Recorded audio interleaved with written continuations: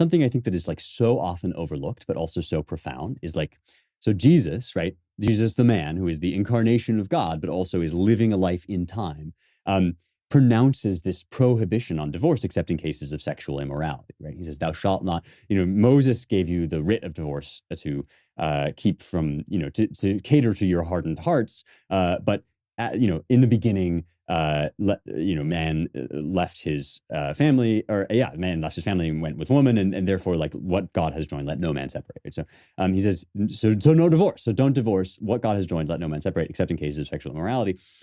It's like, so that's obviously true because it's coming from the mouth of God.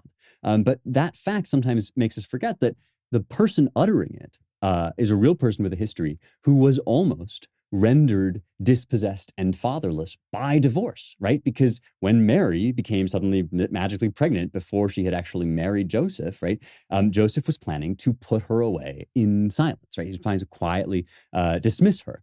He was a good and honest man, says the text, but he thought, well, I can't marry this woman who's compromised. And then he was told by an angel, actually, you should get married, right? And so the fact that Joseph didn't break off, chose to trust God and not to break off that engagement, and not to do the putting away, not to do the sort of proto-divorce action, is why Jesus had a family and why he, had a father.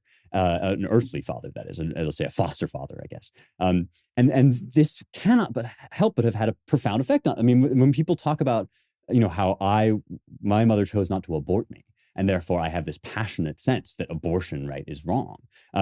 It's like abortion would be wrong whether that person existed or not.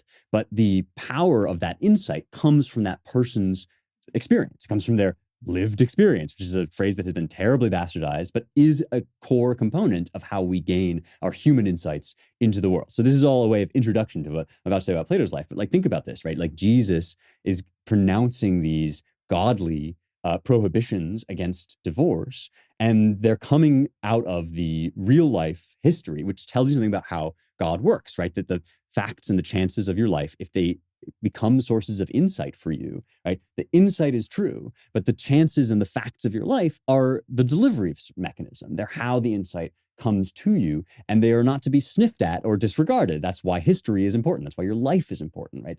Even if you've had a painful life, even if terribly difficult things have come to you, it's like those things too may have been vehicles for insight. So, and Jesus is talking about pain and trauma in his family history. He's talking about, I would have been disowned essentially if not for the bond of marriage that was preserved between my mother and my father. So, and so his prohibitions on divorce, again, would be true whether that was the case or not, but they come from a certain place.